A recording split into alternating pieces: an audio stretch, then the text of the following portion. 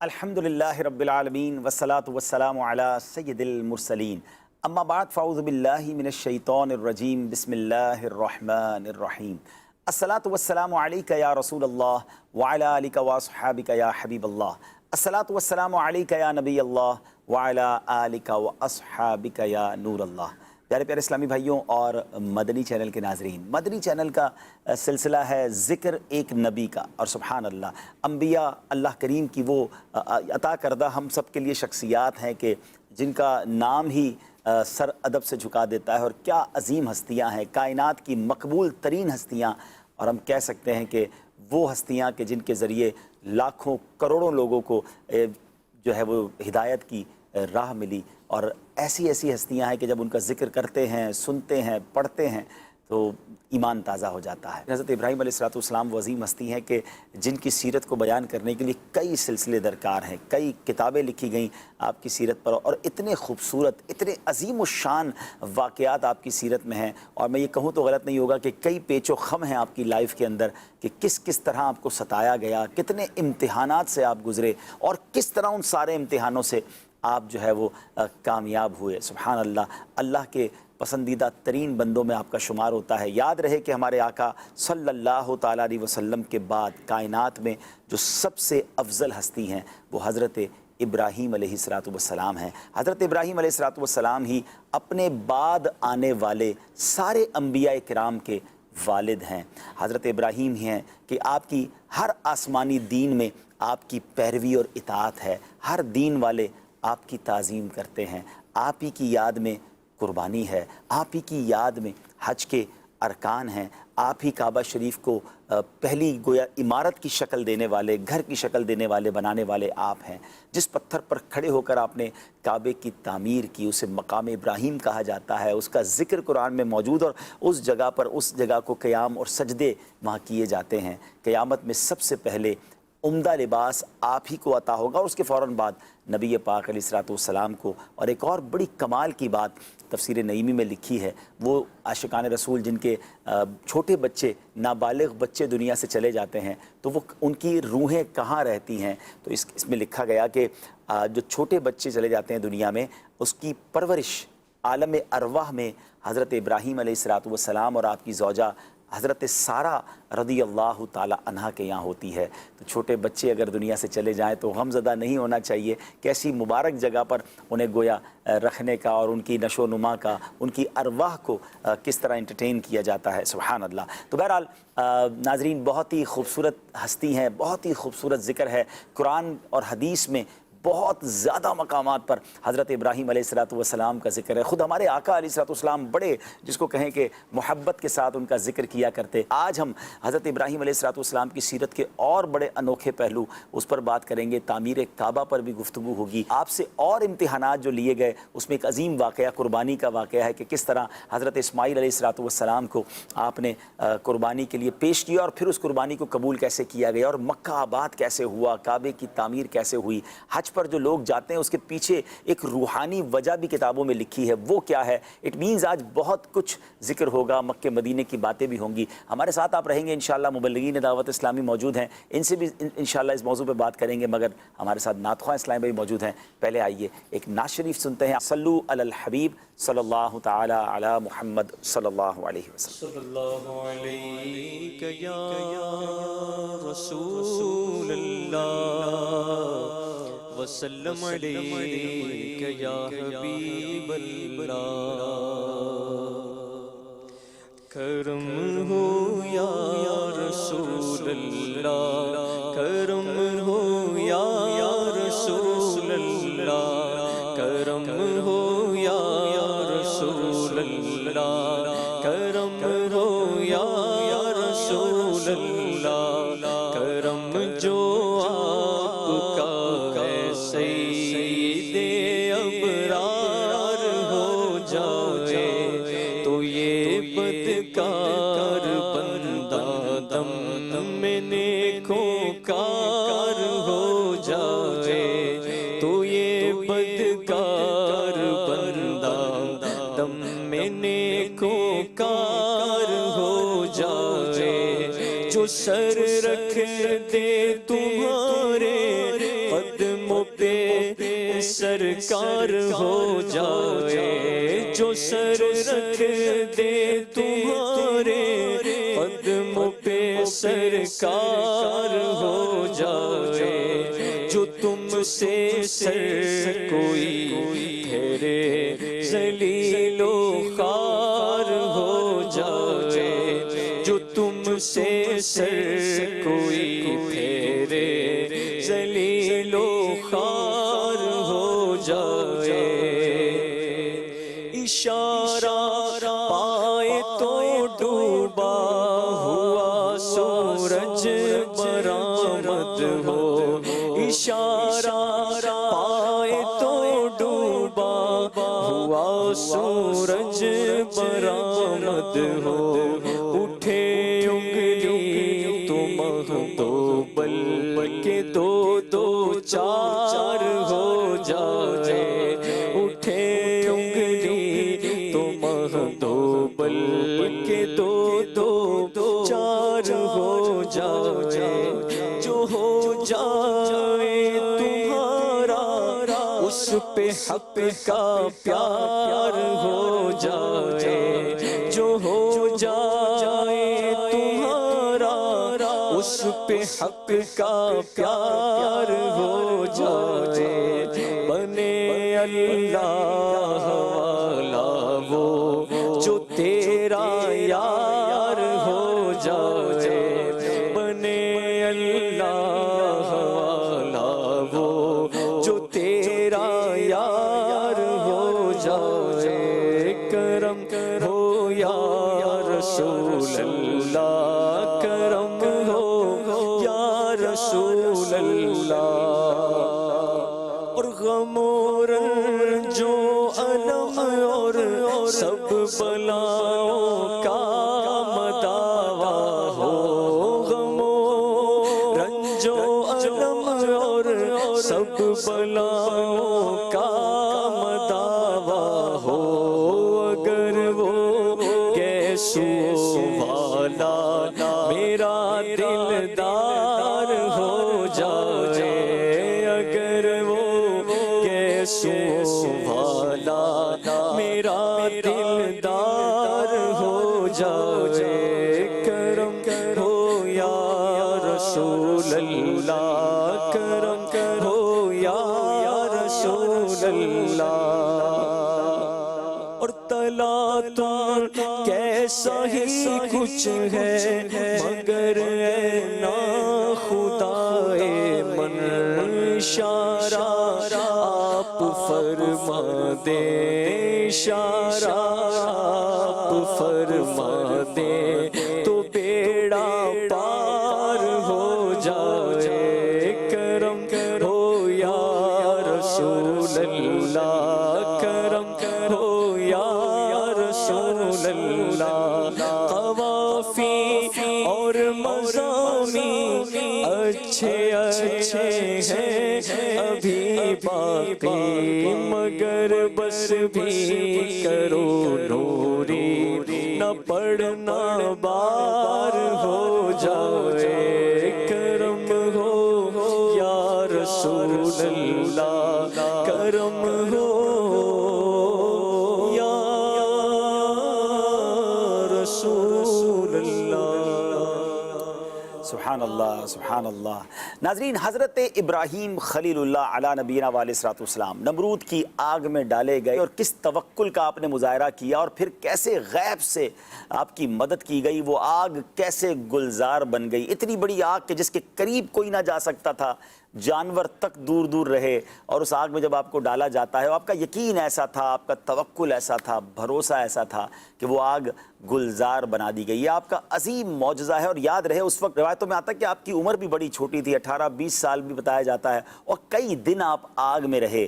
ہم چند سیکنڈ آگ میں اپنا ہاتھ نہیں رکھ سکتے، اور آپ کئی دن اتنی شدید آگ میں رہے، اور آپ کا کہتے ہیں نا بال بھی بیکا نہیں ہوا، اور سبحان اللہ، یہ بات تھی یقین کی، یہ بات تھی توکل کی۔ شاعر لکھتے ہیں نا کہ اگر آج بھی ہو ابراہیم سا ایمان پیدا، ایکچولی جو ڈسٹنس اور پرابلم ہے نا کہ ہمارا وہ توکل، وہ ایمان، وہ اللہ پر بھروسہ اب نہیں رہا، ہمیں چھوٹی سی پرابلم بھی بہت بڑی لگتی ہے، مگر شاعر لکھتے ہیں کہ اگر آج بھی ہو ابراہیم سا ایمان پیدا، آگ کر سکتی ہے انداز گلستاں پیدا۔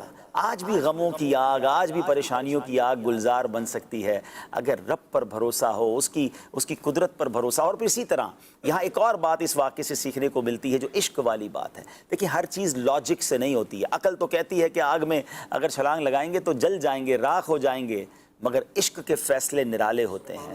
تو عقل جو ہے ہر ڈیسیشن عقل سے نہیں لیا جاتا۔ شاعر لکھتے ہیں نا کہ بے خطر کود پڑا آتش نمرود میں عشق، عقل تھی محو تماشائے لب بام ابھی۔ عقل تو سوچ رہی تھی مگر عشق نے اپنا کام کر دیا ہے۔ عقل والوں کے نصیبوں میں کہاں ذوق جنوں، عشق والے ہیں جو ہر چیز لٹا دیتے ہیں۔ اللہ کریم اپنی ذات پر ہمیں ایسا بھروسہ عطا فرمائے کہ جب زندگی میں کبھی امتحان آئے تو ہمیں اللہ کی قدرت پر بھروسہ بھی ہو، اس کے کیے فیصلوں پر بھی یقین ہو۔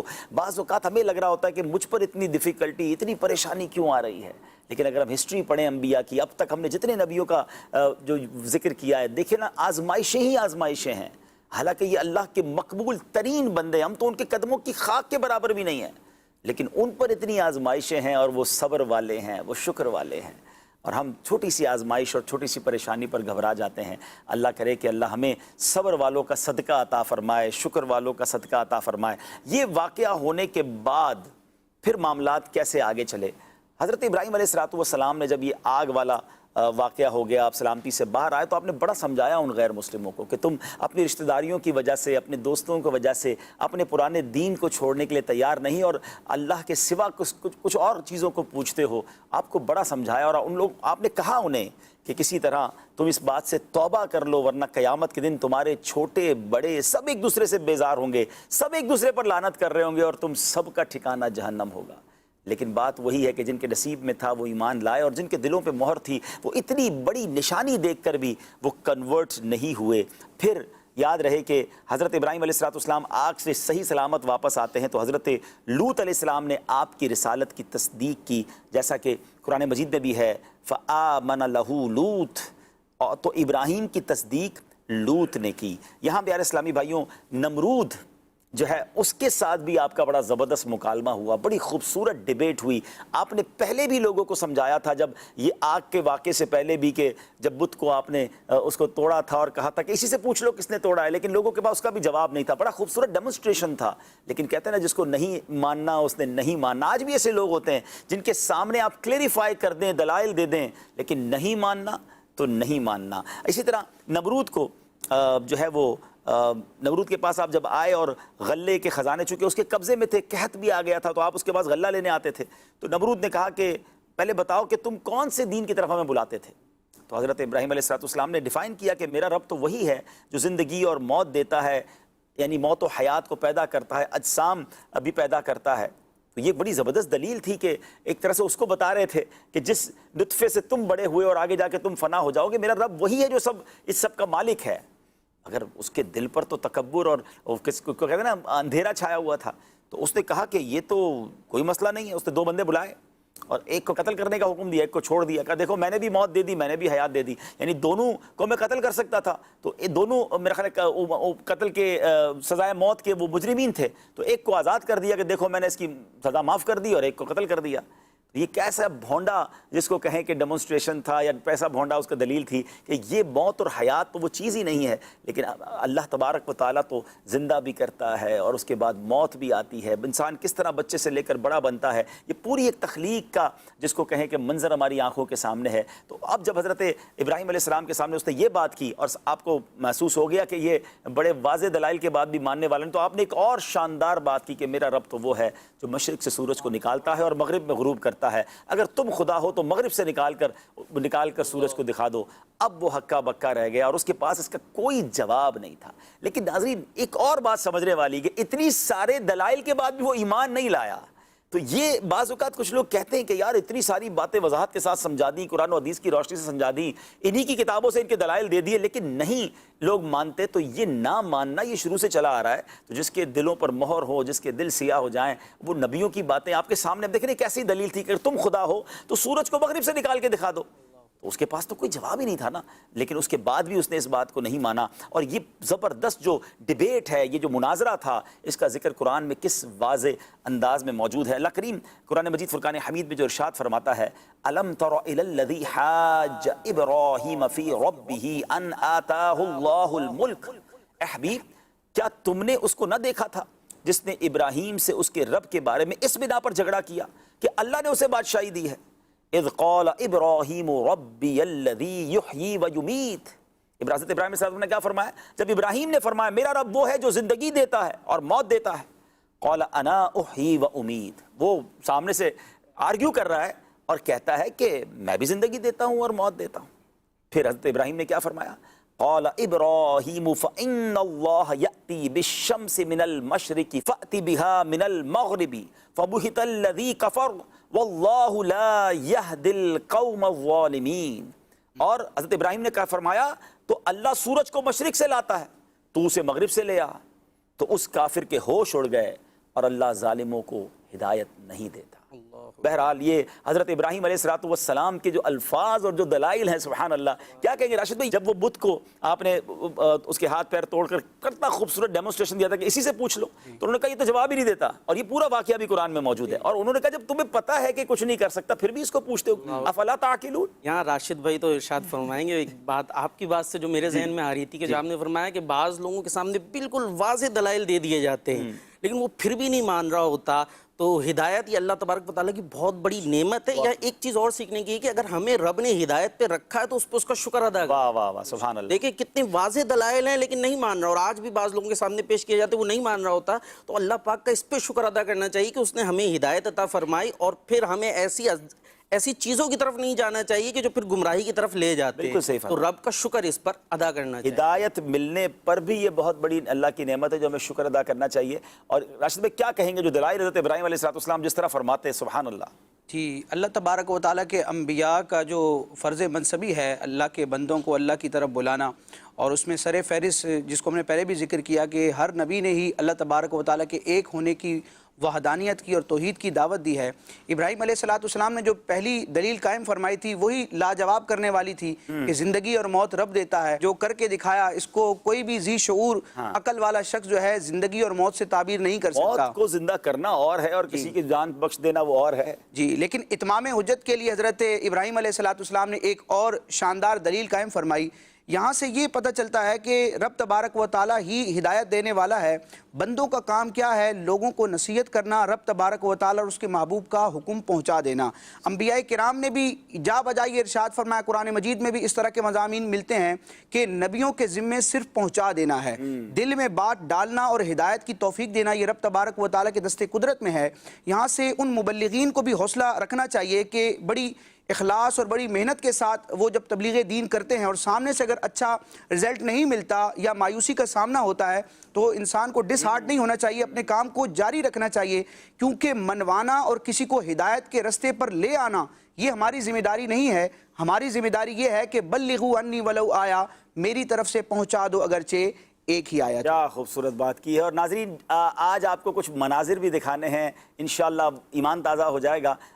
یہ جو آگ کا حضرت ابراہیم علیہ السلام کو جہاں آگ میں ڈالا گیا، یہ بڑا تاریخی واقعہ، ہسٹوریکل واقعہ، قرآن کا شاندار واقعہ. اور آج بھی جب پڑھتے تو جس کو کہتے ہیں نا کہ ایک ایمانی حرارت ملتی ہے کہ کیا یقین تھا ان کو رب کی ذات پر، اور آگ میں ڈال دیا گیا اور آپ نے گویا اللہ کے حوالے کر دیا اپنے آپ کو. اور پھر رب نے کیسے ان کے لیے وہ جو ہے وہ آگ کو گلزار کیا. تو وہ منظر کہاں ہوا تھا؟ آج سے کچھ سالوں پہلے میری قبلہ مفتی قاسم صاحب اور نگران شورا کے ساتھ اس جگہ حاضری ہوئی تھی. اس کے مناظر ہماری مجلس سے نکالے ہیں. اس سے پہلے کہ اس منظر کی طرف چلیں، ایک دو خوبصورت معجزات کہیے، آپ کے کمالات کہیے. اب یہ نمرود سے ڈیبیٹ ہوئی، اس کے بعد جواب تو بچا نہیں. آپ تو اناج لینے گئے تھے، اس نے اناج بھی نہیں دیا. اب آپ اپنے گھر آئے تو آپ نے کیا کیا کہ اب گھر خالی ہاتھ آنے سے بہتر ہے کہ آپ نے کیا کیا، بوریوں میں 2 بوریوں میں ریت بھر لی.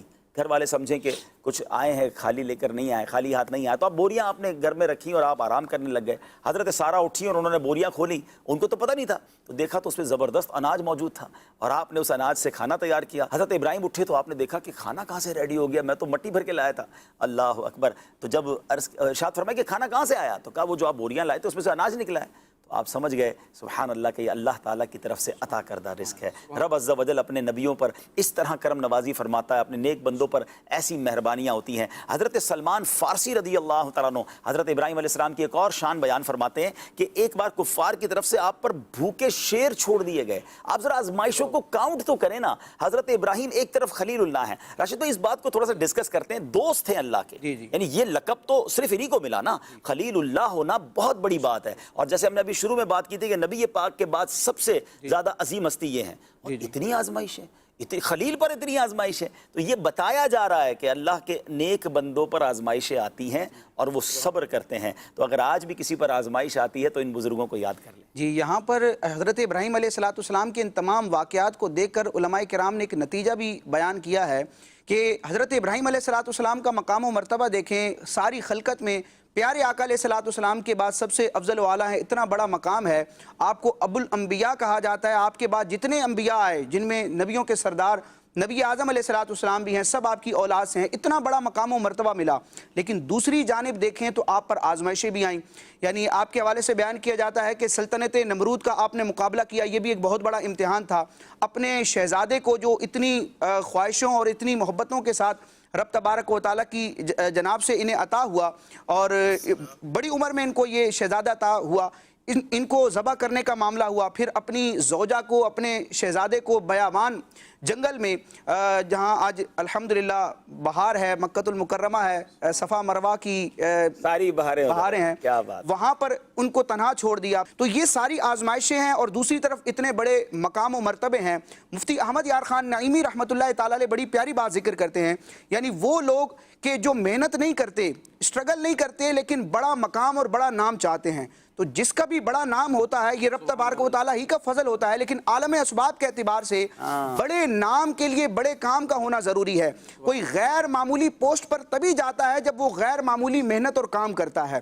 مفتی احمد یار خان نعیمی رحمۃ اللہ تعالیٰ علیہ ان ساری باتوں کو ذکر کرنے کے بعد نتیجہ یہ بیان فرماتے ہیں تفسیر نعیمی میں کہ اللہ تبارک و تعالیٰ کی اکثر نعمتیں محنتوں کے بعد ہی حاصل ہوتی ہیں۔ کیا بات ہے، سبحان اللہ۔ اب یہ ذرا سنیے، سلمان فارسی کہہ رہے ہیں کہ بھوکے شیر ان پر چھوڑ دیے گئے، ان شیروں نے جب حضرت ابراہیم علیہ السلام کو دیکھا تو ان کے قدموں میں سر رکھ دیا اور آپ کے قدم چاٹنے لگے۔ انہوں نے اپنا کام کر دیا تھا، مگر اللہ والوں کی حفاظت اس طرح ہوتی ہے۔ ناظرین آئیے اس مقام کی طرف چلتے ہیں، وہ مقام آپ کو دکھاتے ہیں، اور یہ واقعی ہمارے لیے بھی زندگی کا ایک یادگار واقعہ تھا، اور یہ واقعہ کہاں پیش آیا اور کچھ اس کے بارے میں جانتے ہیں۔ صلو علی الحبیب صلی اللہ تعالی علی محمد صلی اللہ علیہ وسلم، صلو علی الحبیب صلی اللہ تعالی علی محمد صلی اللہ علیہ وسلم۔ میٹھے میٹھے اسلامی بھائیوں اور مدنی چینل کے ناظرین، اس وقت ہم اس علاقے میں ہیں عرفہ کے، اور وہاں جا رہے ہیں کہ جہاں ایک تاریخی اسلامی واقعہ حضرت ابراہیم علیہ السلام کو جو نار نمرود میں ڈالا گیا تھا، اور اللہ تبارک و تعالیٰ کے حکم سے وہ آگ کیسے گل و گلزار بنی، بڑا ہی زبردست تاریخی واقعہ ہے، قرآنی واقعہ ہے۔ توکل کا، اللہ پر بھروسے کا ایسا شاندار مظاہرہ سیدنا ابراہیم علیہ السلام کا ہوا۔ وہ دور دو منارے، پلر، ستون نظر آ رہے ہیں، شاید آپ کے کیمرے اس کو لے سکے نہ لے سکے۔ وہ مقام دور سے ابھی ہمیں بتایا گیا ہے کہ یہ وہ مقام ہے جہاں منجنیق یا منجنیق سے حضرت ابراہیم علیہ السلام آگ کی طرف بڑھائے گئے تھے۔ دیکھتے ہیں، اللہ خیر فرمائے۔ جی، اس کے بعد پھر ہم اس کے قریب بھی گئے اور وہاں جا کر مزید تفصیلی واقعہ بھی بیان ہوا۔ یہ اللہ تعالیٰ کی شان ہے کہ اللہ اپنے مقرب بندوں کو اس طرح امتحان بھی ان پر آتے ہیں اور ان میں کامیابی بھی عطا فرماتا ہے۔ بہرحال حضرت ابراہیم علیہ السلام کے نہ ماننے پر بھی جب یہ قوم ایمان نہ لائی اور آپ کی بات نہ مانی گئی، تو پھر آپ بھی اس علاقے سے ہجرت کر گئے، اور اس کے بعد نمرود اور اس کی جو قوم تھی، جو مسلمین نہیں تھے، ایمان نہ لائے، وہ پھر کیسے ہلاک و برباد ہوئے۔ اس کے بارے میں بتایا جاتا ہے کہ اللہ پاک نے ان پر مچھر بھیجے، وہ مچھر بھی عذاب کے مچھر تھے کہ ان سب کا خون پی لیا، ان کے گوشت پوشت وہ مچھر کھا گئے، صرف ان کی ہڈیوں کا ڈھانچہ باقی رہ گیا، اور انہی مچھروں میں سے ایک مچھر جو ہے وہ نمرود کے نتنے میں گھس گیا اور عرصہ دراز تک اسے تکلیف اور عذاب پہنچا کر اس کی ہلاکت کا سبب بنا۔ ناظرین یہاں ایک اور بات سیکھنے والی ہے، یہ بھی میں چاہوں گا مبلغین سے اس پر مدری پھول لیتے ہیں۔ اصحاب فیل کا واقعہ پڑھیں، ایک طرف ہاتھی ہیں، دوسری طرف ابابیل ہیں۔ اور ابابیل کے بھی پنجوں میں چھوٹے چھوٹے کنکر ہیں. اس طرف نمرود ہے جو خدائی کا دعوے دار ہے اور اس کو ہلاک کیا جا رہا ہے ایک مچھر کے ذریعے. ایک طرف جناب فرعون ہے جو کہتا ہے ساری سلطنت کا خالق میں مالک میں، اور اس کو دریا میں غرق کر دیا جاتا ہے. یعنی یہ جو اللہ ان ظالموں کو عذاب دیتا ہے، جو جس طرح ان کو برباد کیا جاتا ہے، یہ بھی کیسی ذلت کا جی. اور اللہ تبارک و تعالیٰ کی قدرت کا اس کا اظہار ہوتا ہے کہ وہ رب کتنا قادر ہے. اور یہ نمرود ہے ان بادشاہوں میں جس کی ساری دنیا پر حکومت تھی، گویا سپر پاور اس وقت. صحیح بات ہے. تو جو سپر پاور ہے اس کو کس طریقے سے برباد کیا جاتا ہے کہ ایک مچھر گھس گیا اور پہلے اس کے دربار کا کیا تھا طریقہ، جو آیا اس کو سجدہ کرے، تو خدائی کا دعوے دار تھا. اور جب یہ مچھر فوری بھی اس کو نہیں مار دیا گیا، یعنی عبرت کا بھی ایک نشان نمونہ بنایا گیا اسے. بڑے دیر تک وہ کاٹتا رہا، اس کے دماغ کے اندر گھس گیا، اور پھر دربار کا جو ہے دستور یہ بن گیا کہ اب جو آئے گا اس کے سر پہ جوتا مارے گا تاکہ اس کو تھوڑا سکون ملتا. ہاں، وہ جب ورنہ وہ کاٹ رہا ہوتا تھا، جب جوتا پڑتا تھا تو تھوڑی دیر کے لیے مچھر بھی وہ آگے پیچھے ہو جاتا ہوگا کہ کیا ہوا.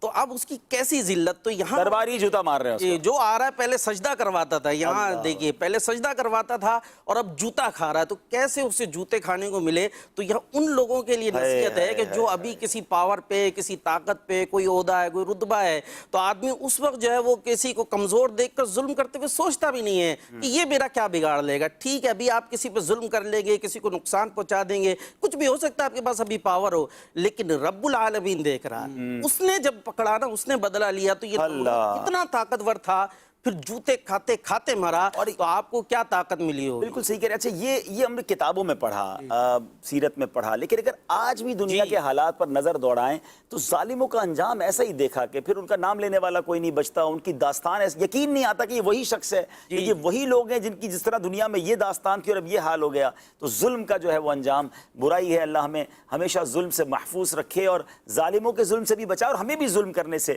محفوظ فرمائے. ناظرین، حضرت ابراہیم علیہ السلام کی سیرت میں ایک پرٹیکولر پرسنالٹی کا بہت ذکر آتا ہے بار بار. اس کے بارے میں کچھ کنفیوژن بھی رہتی ہے. میں چاہوں گا مبلغین سے بھی اس پر مدنی پھول لیں. مفتی قاسم صاحب نے بھی اپنی بڑی پیاری کتاب سیرت الانبیاء، جس کو ہم ہر ہی سلسلے میں آپ کو دکھاتے بھی ہیں، لینے والی کتاب ہے، اور یہ اپنے ساتھ ضرور رکھیں اس کتاب کو. تو حضرت ابراہیم علیہ السلام کے جب ہم سیرت پڑھتے ہیں نا، تو قرآن پاک میں بھی کئی مقامات پر ہے کہ آپ نے اپنے والد کو توحید کی دعوت دی اور بت پرستی سے منع کیا. اب اور اس کا نام جو ہے وہ آزر مذکور ہے. تو اس کے بارے میں تھوڑی سی کنٹروورسی ہو جاتی ہے کہ کیا یہ والد تھے. تو اس کے بارے میں علماء، اکثر علماء کا یہی قول ہے اور مفسرین کا ماننا یہی ہے کہ حضرت ابراہیم علیہ السلام کا جو حقیقی والد تھے وہ آزر نہیں تھے، بلکہ یہ چچا تھا.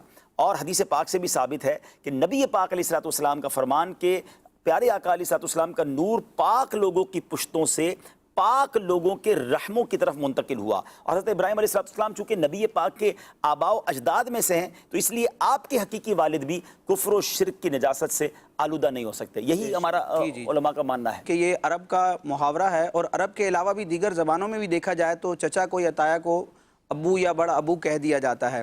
اور قرآن مجید اور احادیث مبارکہ میں بھی اس کی مثالیں موجود ہیں کہ چچا پر والد کا اطلاق ہوتا ہے. سیرت ابراہیم علیہ السلام کا کوئی اور واقعہ اور ہمارے لیے کوئی اور درس کا پہلو. جی. اور پہلے تو بھی یہی جو بات ہوئی ہے کہ آزر جو ہے چچا تھا، والد نہیں. کہ ایک تو بہت عام یوں کہ لیجیے ایک ایسی دلیل ہے جو ہر کے ذہن میں بھی رہ سکتی کہ نماز میں جو دعا پڑھی جاتی ہے، ربنا اغفر لی ولی والدیّ، یہ حضرت ابراہیم علیہ السلام کی دعا ہے کہ اللہ میری مغفرت فرما اور میرے والدین کی مغفرت فرما. یعنی ماں اور باپ دونوں کی مغفرت کی دعا کی. اگر باپ جو ہے مشرک ہو تو مشرک کے لیے تو مغفرت کی دعا نہیں کی جا سکتی. تو انہوں نے اپنے والدین کے لیے مغفرت کی دعا کی ہے. تو اس سے پتہ چلتا ہے کہ ان کے والد مشرک نہیں ہیں، مسلمان تھے اور ان کا نام شاہ تھا. اسی طریقے سے حضرت ابراہیم علیہ السلام کی زندگی میں بہت سارے واقعات، اور ایک جو ہم ہجرت پر بھی بات کر چکے تھے کہ آپ نے ہجرت کی اور پھر ہجرت کرتے ہوئے آپ ملک شام پہنچے. ٹھیک ہے. اب جب آپ ملک شام پہنچتے تو ملک شام پہنچ کر آپ کی اولاد نہیں تھی. آپ نے اولاد کے لیے دعا کی، اور وہ دعا کس طرح کی قرآن پاک میں اس کو بیان کیا. قرآن پاک میں بیان ہوتا ہے ربی حبلی من الصالحین، کہ اللہ مجھے نیک اولاد عطا فرما. اب یہاں پر جو ہے علماء نے لکھا، مفسرین نے لکھا کہ دعا کی جا رہی ہے، اور کس طریقے سے دعا کی جا رہی ہے کہ اللہ مجھے نیک اولاد عطا فرما. دعا تو کی جاتی ہے اولاد کے لیے، لیکن اس میں نیک کا پہلو کتنا ہوتا ہے؟ زیادہ سے زیادہ اولاد نرینہ کا پہلو ہوتا ہے. اولاد نرینہ مل جائے. ایسے اولاد نرینہ بھی آج بتا دے کیا ہے. لوگ دعا کر رہے ہوں گے لیکن شاید بہت ساروں کو یہ بھی نہیں پتا ہوگا. بس وہ ایک چل سو چل بھائی سبھی اولاد نرینہ تو اولاد نرینہ تھا. اور نرینہ کس کو کہتے ہیں؟ نر یعنی کہ مرد، لڑکا عطا فرما. تو لڑکے کی دعا کی جا رہی ہوتی ہے، تو وہ لڑکا پیدا ہونے کے بعد کتنی وہ ناک میں دھواں دے دے اور دھونی دے دے اور کیا کرے یہ کچھ نہیں پتا ہوتا، تو دعا کرے یا اللہ جو میرے حق میں بہتر ہو، نیک مجھے اولاد عطا فرما۔ تو اس کے بعد اللہ پاک نے قرآن پاک میں ارشاد فرمایا فَبَشَّرْنَاهُ بِغُلَامٍ حَلِيمٍ، پھر ہم نے انہیں ایک بردبار لڑکے کی بشارت دی۔ تو یہاں علماء فرماتے ہیں کہ یہاں جو ہے وہ 3 بشارتیں دی جا رہی تھی۔ ایک تو یہ کہ وہ نیک ہوگا، بردبار ہوگا، اسی طریقے سے وہ لڑکا ہوگا یعنی وہ بالغ ہونے کی عمر تک پہنچے گا اور وہ نیک ہوگا، یعنی بچپن میں انتقال نہیں ہو جائے گا بلکہ بالغ ہونے کی عمر ہوگی، لڑکا ہوگا اور نیک ہوگا۔ اچھا یہ جو خوشخبری دے دی گئی، ابھی ولادت بعد میں ہو رہی ہے، پہلے ہی خبر دے دی گئی، تو یہاں ہمیں پتہ چلتا ہے کہ اللہ پاک اپنے نبیوں کو، اپنے ولیوں کو غیب کی خبریں دیتا ہے، علم غیب دیتا ہے کہ لڑکا ہوگا، نیک ہوگا، بڑی عمر تک پہنچے گا، تو یہ پہلے سے ہی خبر دے دی گئی۔ اور یہ تھے حضرت اسماعیل علیہ نبینا علیہ الصلوۃ والسلام جن کی ولادت ہوتی ہے، تو یہاں سے علم غیب کا بھی پتہ چلتا ہے۔ تو پھر حضرت اسماعیل علیہ الصلوۃ والسلام کی ولادت ہوتی ہے۔ اچھا ان کی ولادت ہوتی ہے حضرت ہاجرہ سے۔ پہلے حضرت سارہ آپ کی زوجیت میں تھی، پھر وہ پورا اپنے واقعہ بیان بھی کیا ہے کہ کس طریقے سے حضرت ہاجرہ جو حضرت سارہ کو ملتی ہیں، اور پھر وہ لا کے حضرت سارہ حضرت ہاجرہ کو حضرت ابراہیم علیہ السلام کو دے دیتی ہیں، اور پھر انہی کے کہنے پہ یہ نکاح ہوتا ہے۔ حضرت ہاجرہ سے وہ نکاح کر لیتے ہیں کیونکہ حضرت سارہ کی اولاد نہیں ہوتی، تو پھر ان کے ذریعے اولاد ہوتی ہے حضرت اسماعیل علیہ السلام کی صورت میں، اور پھر حضرت اسماعیل علیہ السلام دنیا میں آ جاتے ہیں۔ اچھا پھر ایک چیز ہوتی ہے، تو جب حضرت اسماعیل علیہ السلام کی ولادت ہو جاتی ہے، وہ ان کو گود میں لے کر پیار کر رہے ہیں، تو تھوڑے سے جذبات اس طرح کے ان کے دل میں پیدا ہوتے ہیں، تو وہ حضرت ابراہیم علیہ السلام سے کہتی ہیں کہ آپ ان کو نا کہیں دور چھوڑ کر آ جائیں، ان کی والدہ اور ان کو۔ اور پھر اس میں حکمت ہوتی ہے اللہ تبارک و تعالیٰ، اس پہ ضرور بات کریں گے۔ یہ بھی عجب سفر تھا اور عجب فرمائش تھی، اور پھر اس کے بعد جو ٹرننگ پوائنٹ آیا، میں تو سمجھتا ہوں کائنات کے جو بہت بڑے بڑے ٹرننگ پوائنٹ ہیں اس میں سے ایک یہ تھا کہ جو مکے کا آباد ہونا، پھر کعبے کی تعمیر ہونا اور حج کا خوبصورت ایک سلسلہ، اس پہ ضرور بات کریں گے۔ لیکن میں یہاں جو ایک آپ نے بات کی کہ نیک اولاد کی تمنا، ناظرین یہ بڑی کمال کی بات ہے، اور یہ نبیوں کی دعاؤں کا طریقہ ہے، تو ہمیں بھی نیک اولاد کی دعا کرنی ہے، اور پھر اپنی اولاد کو نیک بنانے کی کوشش بھی کرنی ہے۔ اولاد کو نیک بنانے کے لیے ہمیں خود بھی نیک بننا پڑے گا۔ ایسا پاسبل نہیں ہے کہ باپ کہے کہ جناب میں تو شراب پیتا رہوں، بچہ نمازی بن جائے، اور میں جناب برے کام کرتا رہوں اور میری اولاد اچھی ہو جائے۔ اولاد ماں باپ سے سیکھتی ہے، پہلا اسکول تو ان کے لیے ماں باپ ہوتے ہیں۔ آپ دیکھیں نا، جن گھروں میں نماز ہوتی ہے وہاں بچے بھی، چھوٹے چھوٹے بچے بھی جانماز کے پاس آ کے کھڑے ہو جاتے ہیں، اور جن گھروں میں ناچ گانے اور برے افعال ہوتے ہیں ان کے بچے باہر روڈوں پر بھی غلط کام کرتے نظر آ رہے ہوتے ہیں۔ تو ہمیں اگر اپنی اولاد کو نیک بنانا ہے اور آگے مغفرت کا ذریعہ انہیں بنانا ہے، تو اس کی تربیت کے لیے ہمیں اپنے لیے بھی کچھ کام کرنا ہوگا۔ اور کمال کی بات یہ کہ آج کے اس دور میں اگر آپ چاہتے ہیں کہ آپ کی بھی تربیت ہو، میری بھی ہو اور ہماری اولاد کی بھی ہو، تو پھر دعوت اسلامی کے پاس پورا پیکج موجود ہے۔ بڑوں کے لیے مدرسے الگ ہیں، جامعات الگ ہیں، اجتماعات الگ ہیں، بچوں کے لیے الگ ہیں، عورتوں کے لیے الگ ہیں، یعنی each and every member of family کے لیے ماشاءاللہ سب کچھ۔ اور مدنی چینل ساری فیملی کے ساتھ بیٹھ کے دیکھیں تو گھر بیٹھے سب کی تربیت۔ تو یہ فکر ہمیں کرنی ہوگی کہ نیک اولاد یہ ہمارا پھل بھی ہے، ہماری مغفرت کا ذریعہ، صدقہ جاریہ کا باعث بن سکتی ہے۔ تو یہ نبیوں کی دعائیں بتا رہی ہیں کہ نیک اولاد کتنی بڑی چیز ہے، تو اس کے لیے فکر اور اس کے لیے اسٹرگل بھی کرنا چاہیے۔ اور یہاں میں یہ چاہوں گا کہ جب یہ حضرت اسماعیل جو پیدا ہوئے، اب یہ 99 ایئرز کی ایج تھی، حضرت ابراہیم کی 99 سال کی عمر میں اولاد ہوئی، دعا کرتے رہتے تھے۔ اچھا حضرت اسماعیل کا نام رکھنے کے پیچھے بھی بڑا خوبصورت پس منظر علماء نے لکھا، آپ دعا کرتے تھے اسمع یا ایل، اسمع یا ایل۔ اچھا اسمع کہتے ہیں سن، عربی کا لفظ ہے، اور ایل عبرانی کا لفظ ہے، وہ اللہ کو یا پروردگار کو، اے میرے مالک سن لے، اے میرے مالک سن لے، اسمع یا ایل۔ اب یہ دعا کرتے تھے، اور جب بیٹا پیدا ہوا تو اس کا نام ہی اسماعیل رکھ دیا۔ اچھا اب یہاں جو ایک اور بڑی اہم بات جو بہت باریک نکتہ ہے، راشد بھائی 99 ایئرز تک خلیل اللہ دعا کر رہے ہیں اللہ، اور جب جا کے اولاد ہو رہی ہے، اور یا شادی کے 2 سال بعد اولاد نہ ہو تو گھر میں جھگڑے شروع ہو جاتے ہیں، 4 سال بعد تو شکوے شروع ہو جاتے ہیں، ہمیں اولاد ہی نہیں دی اللہ نے۔ آپ سوچئے یار میں کس کی بات کر رہا ہوں، 99 ایئرز تک اولاد نہیں ہے ان کے پاس، پھر بھی دعا ہے، پھر بھی توکل ہے، پھر بھی کنیکشن ہے اللہ سے، عبادتیں ہیں، کوئی شکوہ نہیں ہے۔ اور آج ہمیں ایک چیز نہ ملے اور اس کے لیے ہم 2 سال دعا کر لیں تو بندہ کہتا ہے دعا کا فائدہ ہی نہیں ہے، یعنی 2-3 سال بعد تو بندہ بدزر ہو جاتا ہے اللہ سے، معاذ اللہ ثم معاذ اللہ، رب سے۔ تو اب بچے گا کیا میرے اور آپ کے پاس اگر اللہ کے بارے میں بندہ بدگمان ہو گیا؟ تو سوچئے کہ کن کن لوگوں کو کیسے کیسے امتحانوں سے گزارا گیا ہے۔ اور پھر اللہ اکبر، اگر 10 سال بعد کسی کے بیٹا ہو جائے نا تو بیٹے کو پیر زمین پہ نہیں رکھنے دیتا کہ یار بڑی مشکل سے اللہ نے بیٹا دیا ہے، اب 99 ایئرز کی ایج میں بیٹا ملا ہے، اور حکم ہوتا ہے اسے قربان کر دو، اللہ، اسے ذبح کر دو. اور یہ کیسا گھرانہ ہے، یہ کیا کمال کی ہستیاں ہیں کہ ہر امتحان کے لیے تیار ہیں، پوری فیملی تیار ہے. اللہ اکبر. اللہ کریم ان کا صدقہ عطا فرمائے. اور کہتے ہیں نا زبان پر شکوے رنج و علم لایا نہیں کرتے، نبی کے نام لیوا غم سے گھبرایا نہیں کرتے. تو اللہ پاک ان کا صدقہ نصیب فرمائے. میں چاہوں گا کہ حضرت ابراہیم علیہ السلام کی ولادت جہاں ہوئی تھی وہ بھی منظر ہمارے پاس موجود ہے. انشاءاللہ وہ منظر دیکھتے ہیں اور پھر اپنی گفتگو کو مزید لے کر آگے بڑھتے ہیں انشاءاللہ. یہ مقامات مقدسہ،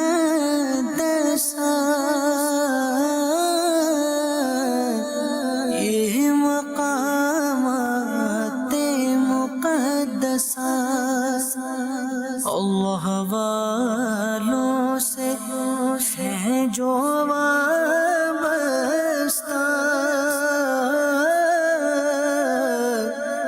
ہے مقامات مقدسہ. صلو علی الحبیب صلی اللہ تعالی علی محمد صلی اللہ علیہ وسلم. میٹھے میٹھے اسلامی بھائیوں، کربلا سے نجف جاتے ہوئے راستے میں ایک مقام آتا ہے حلہ، جہاں پر یہ حضرت ابراہیم علیہ نبینا علیہ السلام کی ولادت گاہ ہے. سبحان اللہ. اللہ کے خلیل، ہمارے جد امجد، وہ عظیم ہستی کہ جن کا تذکرہ کئی بار قرآن میں موجود ہے. اور سبحان اللہ، ہم جب درود ابراہیمی پڑھتے ہیں نماز کے اندر تو گویا ہر ہی نماز میں ان کا تذکرہ ہم کرتے ہیں نبی پاک علیہ السلام کے ساتھ. حضرت ابراہیم خلیل اللہ علیہ نبینا علیہ السلام کا مزار پر انوار ایک تحقیق کے مطابق بیت المقدس میں ہے، لیکن ولادت گاہ جو ہے عالی شان ولادت گاہ یہاں بنی ہوئی ہے. اور ایک اور بات بھی پتہ چلی کہ انبیاء کے چاہنے والے، صحابہ کے چاہنے والے، اولیاء کرام کے چاہنے والے دنیا بھر میں موجود ہیں کہ شاندار انداز میں حضرت ابراہیم علیہ السلام کی اس ولادت گاہ کو یہاں بنایا گیا ہے. اللہ کریم سیدنا ابراہیم علیہ نبینا علیہ السلام کی تربت اطہر پر کروڑوں انوار و تجلیات کی بارش برسائے، ان برکتوں میں ہمیں بھی حصہ عطا فرمائے. ان کی ولادت گاہ کے قریب کھڑے ہو کر درود ابراہیمی پیش کرتے ہیں. اللہم صلی علی سیدنا محمد وعلی آل سیدنا و مولانا محمد کما صلیت علی ابراہیم وعلی آل ابراہیم انکا حمید مجید. اللہ کریم ہمیں انبیاء کرام سے، صحابہ کرام سے، اولیاء کرام سے، اہل بیت اطہار سے سچی محبت عطا فرمائے. سبحان اللہ، سبحان اللہ. حضرت ابراہیم علیہ السلام کی زندگی میں بہت ساری چیزیں ایسی ہوئیں جو اسٹارٹ ہوا آپ سے، اولیات جنہیں کہا جاتا ہے، تو کچھ ایسی ہوں جو مزید ذکر کی جا سکیں. جی قبلہ مفتی قاسم صاحب زیدہ لطفہ نے بھی سیرت الانبیاء میں کچھ اولیات ذکر کی ہیں. مفتی احمد یار خان نعیمی رحمۃ اللہ تعالی علیہ نے بھی تفسیر نعیمی میں ذکر کیے ہیں. یہ جو مشترکہ خصوصیات ہیں جو دونوں کتابوں میں ملتی ہیں انشاءاللہ ان کو میں بیان کرتا ہوں. آپ کی ایک اولیت یہ ہے کہ سب سے پہلے آپ کے بال سفید ہوئے. آپ سے پہلے یہ معاملہ نہیں تھا. جب حضرت ابراہیم خلیل اللہ علیہ نبینا علیہ السلام کے بال سفید ہوئے تو رب کی بارگاہ میں عرض کرتے ہیں کہ ما ھذا، اے رب یہ کیا ہے؟ تو رب تبارک و تعالیٰ نے ارشاد فرمایا اے ابراہیم یہ وقار ہے، یہ بزرگی ہے. تو حضرت ابراہیم علیہ السلام نے عرض کی یا اللہ میرے وقار میں اضافہ فرما. اسی طرح بالوں پر خضاب لگانا، مہندی اور قطم وغیرہ کے ذریعے سب سے پہلے حضرت ابراہیم خلیل اللہ علیہ نبینا علیہ السلام نے لگایا. اسی طرح سلا ہوا پاجامہ سب سے پہلے آپ علیہ السلام نے پہنا. اسی طرح جو ممبر ہوتا ہے جس پر واعظ جو ہے دیا جاتا ہے، خطیب کھڑا ہو کر خطبہ دیتا ہے، تو سب سے پہلے ممبر بنوانے والے اور اس پر خطبہ دینے والے حضرت ابراہیم علیہ السلام ہیں. سب سے پہلے ہاتھ میں عصا تھامنے والے حضرت ابراہیم علیہ السلام ہیں. راہ خدا میں سب سے پہلے جہاد کرنے والے حضرت ابراہیم علیہ السلام ہیں. مہمان نوازی کا ایک طریقہ تو تھا لیکن اس کا خاص جو اہتمام تھا وہ حضرت ابراہیم علیہ السلام سے شروع ہوا. مفتی احمد یار خان نعیمی رحمۃ اللہ تعالی علیہ ذکر کرتے ہیں کہ شیر مال یا جو پراٹھا ہوتا ہے یہ بنوا کر سب سے پہلے مہمانوں کے سامنے پیش کرنے والے بھی حضرت ابراہیم علیہ السلام ہیں. اسی طرح جو معانقہ کیا جاتا ہے، ایک محبت کا ایک اسلامی طریقہ ہے کہ گلے ملا جاتا ہے، تو معانقے کی ابتدا بھی آپ ہی نے کی. اسی طرح جو سرید ہوتا ہے، ایک کھانا ہوتا ہے، یعنی روٹی کے ٹکڑے کر کے سالن وغیرہ میں بھگو دیے جائیں، جو پیارے آقا علیہ السلام کی سیرت سے بھی ثابت ہے، تو سرید بنانے والے بھی سب سے پہلے حضرت ابراہیم علیہ السلام ہیں. کیا بات ہے، سبحان اللہ. حضرت ابراہیم علیہ السلام کی کیا شان ہے. کچھ کال سلسلے میں شامل کرتے ہیں، پھر آپ کو زمین و آسمان کے عجائبات دکھائے گئے اور وہ کیا تھا وہ بھی آپ کو بتائیں گے. ابھی تو بہت کچھ آپ کی سیرت کے بارے میں جاننا ہے اور پھر انشاءاللہ جب ذکر کعبہ ہوگا اور مکے کا کیسے یہ مکہ جو ہے آباد ہوا اور وہ ذکر کیسا وہ بھی ہم نے کرنا ہے. تو لیکن پہلے کچھ کالز لے لیتے ہیں. جی پیارا سلسلہ ذکر ایک نبی کا، اور اس میں بھی ہمارے آقا صلی اللہ علیہ وسلم کے جد امجد حضرت ابراہیم خلیل اللہ علی نبینا و علیہ الصلوۃ والسلام کا پیارا پیارا دلچسپ الحمدللہ ذکر خیر چل رہا ہے۔ حضرت ابراہیم علیہ الصلوۃ والسلام کی مزار کہاں پر ہے اور ان کا دیدار ہو سکتا ہے، اور آپ کی عمر کتنی تھی؟ آپ کے اتنے عجیب عجیب اور عظیم عظیم واقعات ہیں، تو آپ کی عمر بھی تو بڑی ہوئی ہوگی۔ اور میری آپ سے عرض ہے کہ ہمیں یہ نعت اگر آپ خود سناتے ہیں کہ سوچتا ہوں میں وہ گھڑی کیا عجب گھڑی ہوگی۔ جی، حضرت ابراہیم علیہ السلام کی عمر مبارک، میرا خیال ہے کہ 99 سال کی عمر میں تو حضرت اسماعیل کی ولادت، پھر کئی سالوں بعد حضرت اسحاق علیہ السلام کی ولادت ہوئی۔ یہ قبلہ مفتی قاسم صاحب نے اس کتاب میں تحریر کیا ہے کہ ایک قول کے مطابق 175 سال اور ایک قول کے مطابق آپ کی عمر مبارک 200 سال تھی۔ جی، آپ کا مزار آپ نے پوچھا بیت المقدس میں آپ کا مزار شریف ہے، اور زندگی رہی کبھی جانے کا موقع ملا تو دیدار بھی کریں گے انشاءاللہ۔ کلام کی آپ نے فرمایا، میں انشاءاللہ کوشش کروں گا کہ 2 شعر آپ کو سنا دوں۔ ایک اور کال لے لیتے ہیں۔ ماجو نالو ساجد اتاری آئے، ماشاءاللہ آج عبدالوی بھائی زینی ازمائشہ چڑھا آ رہی آئے، اور میلاد بھائی تمام آ کے نعت بدائے، حضور میری تو ساری بہار آپ سے ہے۔ سبحان اللہ سبحان اللہ۔ چلیں میلاد بھائی 2 اشعار آپ اس کلام کے سنا دیں، میں 2 اشعار میں سنا دوں، پھر اپنی گفتگو کو آگے رکھیں۔ حضور میری تو ساری بہار آپ سے ہے، حضور میری تو ساری بہار آپ سے ہے، میں بے قرار تھا میرا قرار آپ سے ہے،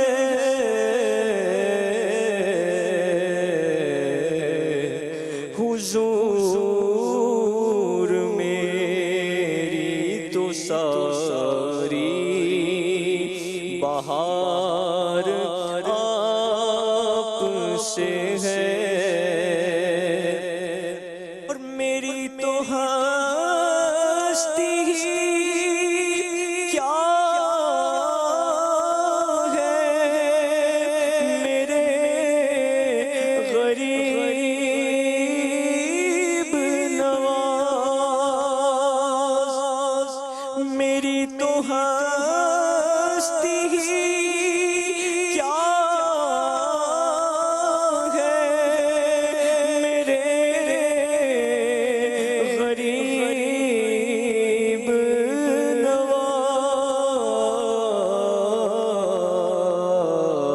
نواز، جو مل رہا ہے مجھے سارا پیار آپ سے ہے، جو مل رہا ہے مجھے سارا پیار آپ سے ہے، میں بے قرار تھا میرا قرار آپ سے ہے، حضور میری تو ساری بہار آپ سے ہے، اور تمہاری یاد کو کیسے نہ زندگی سمجھوں، یہی تو ایک سہارا ہے زندگی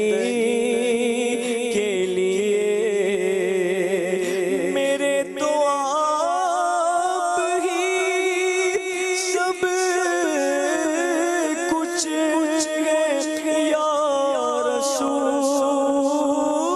اللہ، میں جی رہا ہوں زمانے میں آپ ہی کے لیے، میں جی رہا ہوں زمانے میں آپ ہی کے لیے۔ اور کہاں وہ عرض مدینہ، کہاں میری ہستی، یہ حاضری کا شرف بار بار آپ سے ہے، یہ حاضری کا سبب بار بار آپ سے ہے۔ میں بے قرار تھا، میرا قرار آپ سے ہے،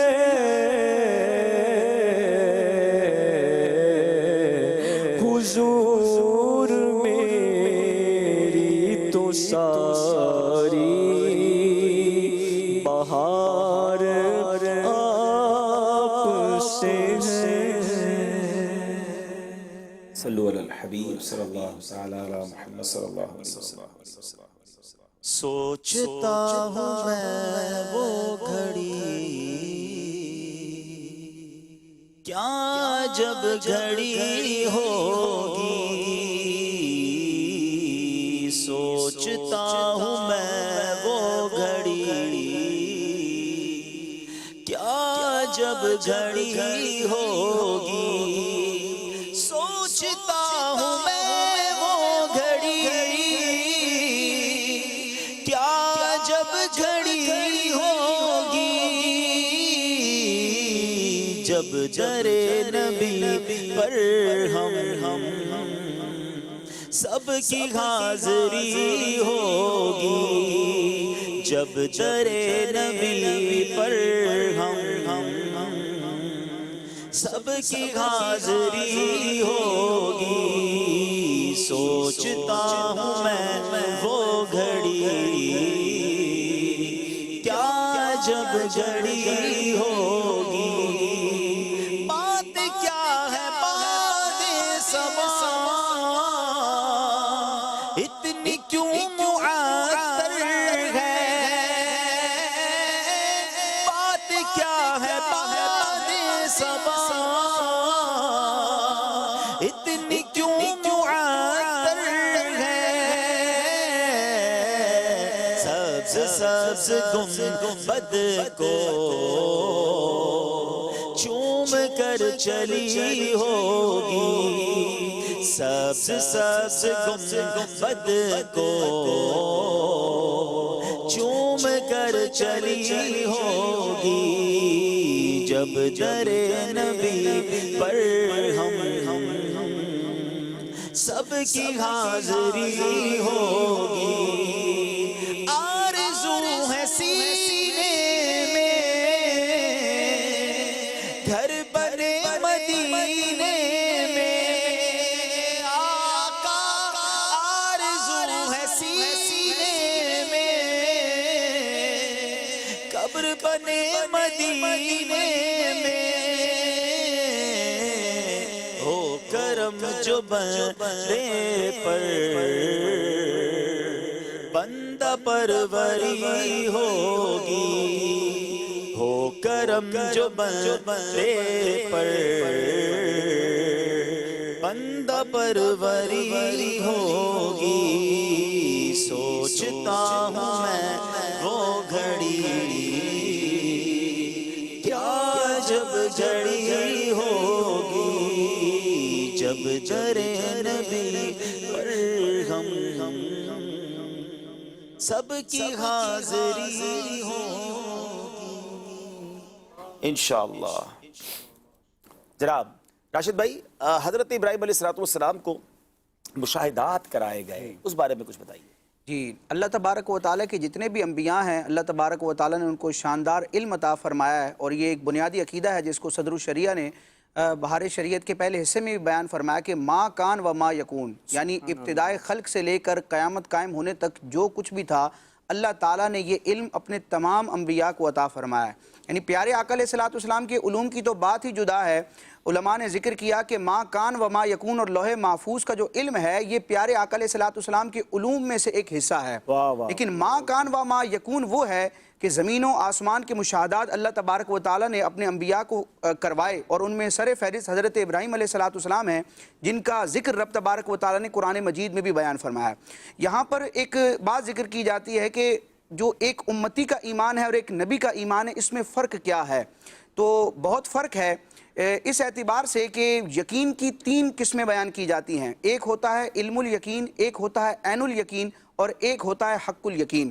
یعنی کسی بھی چیز کے بارے میں سن کر جو ہمیں یقین حاصل ہوتا ہے اس کو علم الیقین کہا جاتا ہے، اور کسی چیز کو دیکھنے کے بعد جب اس کا یقین ہوتا ہے تو وہ عین الیقین ہوتا ہے۔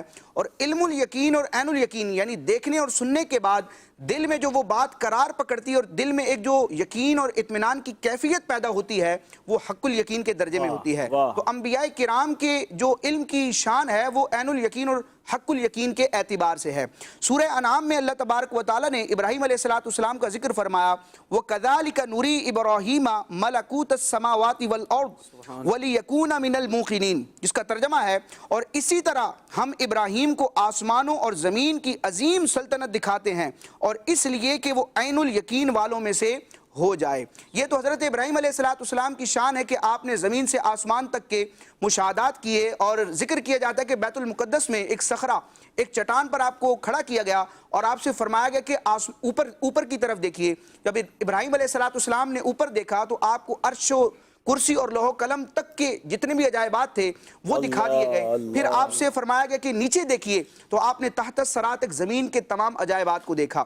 یہ تو حضرت ابراہیم علیہ السلام کی علم کی شان ہے، ان کی نگاہ کی شان ہے، لیکن علم مصطفیٰ کا عالم کیا ہے؟ اعلیٰ حضرت امام علیہ سنت کا ایک رسالہ ہے بڑا شاندار، انباء المصطفیٰ بحال سر و اخفا، علم غیب کے حوالے سے۔ اس رسالے میں امام علیہ سنت ایک حدیث پاک ذکر کرتے ہیں کہ نبی اعظم علیہ السلام نے ارشاد فرمایا، ان اللہ قد رفع لی الدنیا فانا انظر الیہا والی ما هو کائن فیہا الی یوم القیامہ کانما انظر الی کفی ہذہ، کہ بے شک اللہ تعالیٰ نے میرے لیے دنیا کو اٹھا لیا ہے اور میں دنیا اور قیامت تک جو کچھ اس میں ہونے والا ہے ان تمام چیزوں کو اس طرح دیکھ رہا ہوں جس طرح اپنی ہتھیلی کو دیکھ رہا ہوں۔ اور یہ کس نور کی وجہ سے پیارے آقا علیہ السلام پر سب کچھ آیا ہوا؟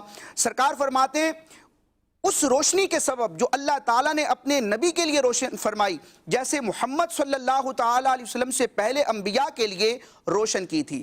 اس روایت کو ذکر کرنے کے بعد امام علیہ سنت انباء المصطفیٰ میں بڑی شاندار گفتگو کرتے ہیں اور انبیاء کے علوم کی شان کا بیان کرتے ہیں اور سر فہرست حضرت ابراہیم علیہ السلام کا تذکرہ فرماتے ہیں۔